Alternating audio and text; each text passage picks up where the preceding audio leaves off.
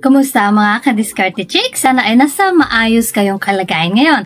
At syempre, welcome back dito sa channel kung saan lahat ng usapang love, relasyon at diskarte ay binabanatan natin ng real talk.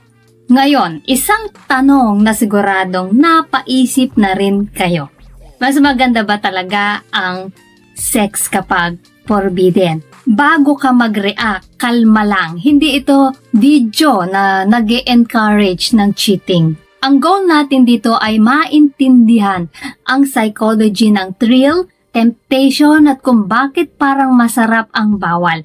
At syempre may practical advice din tayo kung paano i-handle ang ganitong tukso. Pero bago yan, i-comment mo muna kung taga saan ka para malaman natin hanggang saan na nakakarating ang mga kwentuhan at chismisan natin dito sa Diskarte Chicks. At syempre, huwag mong kalimutang i-like ang video na to, mag-subscribe at i-hit ang notification bell para updated ka lagi. So, ready ka na ba? Tara, simulan na natin.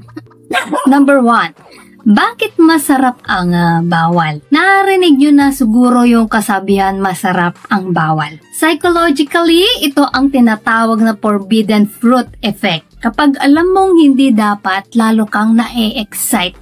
Parang bata lang, kapag sinabi mong huwag hawakan ng laruan, mas gugustuhin niyang hawakan. Sa relasyon, ganun din.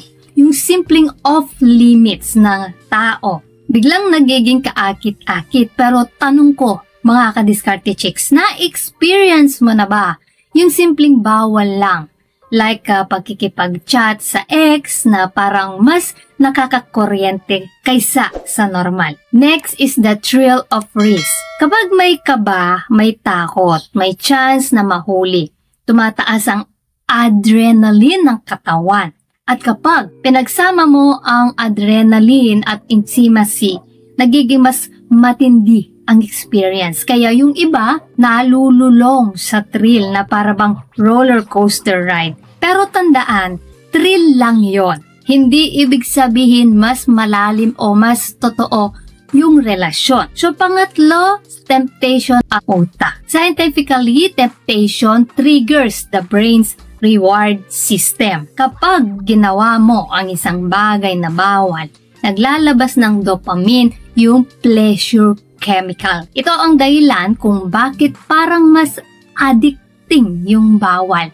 Pero ito ang totoo, temporary lang ang dopamine high. Pagkatapos ng saya, papasok ang guilt, takot at minsan pagsisisi. Isipin mo to, may lalaki na may asawa at anak. Nakilala niya sa opisina ang isang babae.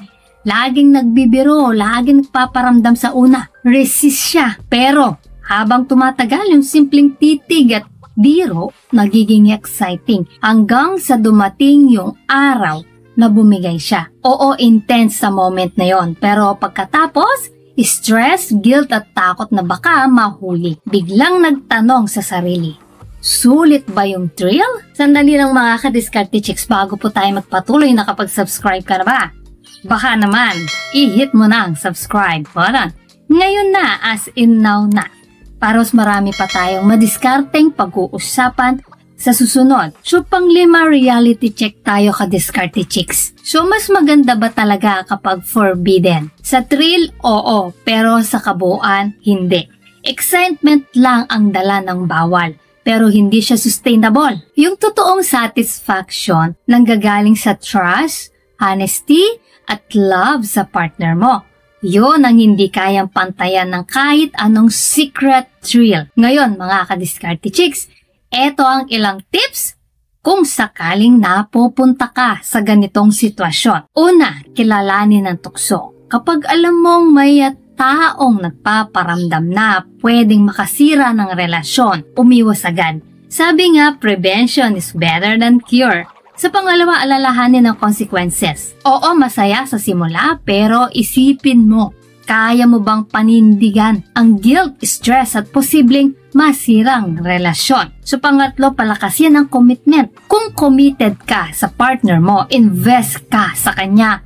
Bigyan mo ng oras, effort at affection. Tandaan, kung kulang ka sa partner mo, hanapin mo muna sa kanya bago sa iba. So pang-apat, alamin kung bakit ka naeengganyo. Minsan hindi naman dahil mas maganda yung forbidden, kundi dahil may kulang sa relasyon. So instead of cheating, kausapin mo ang partner mo at ayusin na ang kulang. So pang-lima, choose long-term happiness over short-term thrill.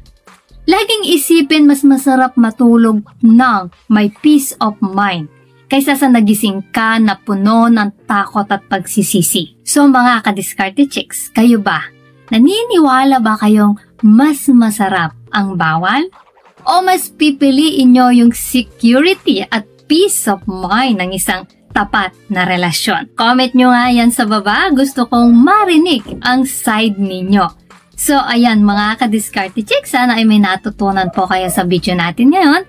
At syempre, bago po tayo matapos, shoutout sa ating mga masugid na tagapanood na sina Marcelo Ventura from Luna Isabela, Jovan Kalipay ng Calamba, Laguna, Reynaldo Martinez ng Taytay Rizal, Happy Archery ng Bulacan, Ray Almeda watching from Zamboanga, Sibugay, Jimmy Kisay watching from Brunei, Smiling Chef Hat from Kuwait, Alfredo Calilas from Iloilo, Romel Ordonez watching from Canlubang, Calamba City, Leo Aton taga Kuwait, Usapang Babae from Bulacan, Usapang Julito Cabasa from Samar, Ernie Mendoza from Briton and Hove, East Sussex, United Kingdom, Fernando Parejo ng Lanao del Norte at kay Riggy Aguilar ng Quezon City.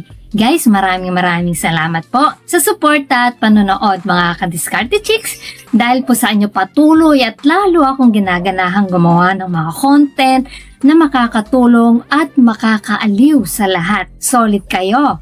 At para naman sa mga hindi pa na-shoutout, gusto mong ma-shoutout sa next video, i-comment lang ang hashtag ka-diskarte chicks at sabihin ko anong topic ang gusto mo pag-usapan natin next.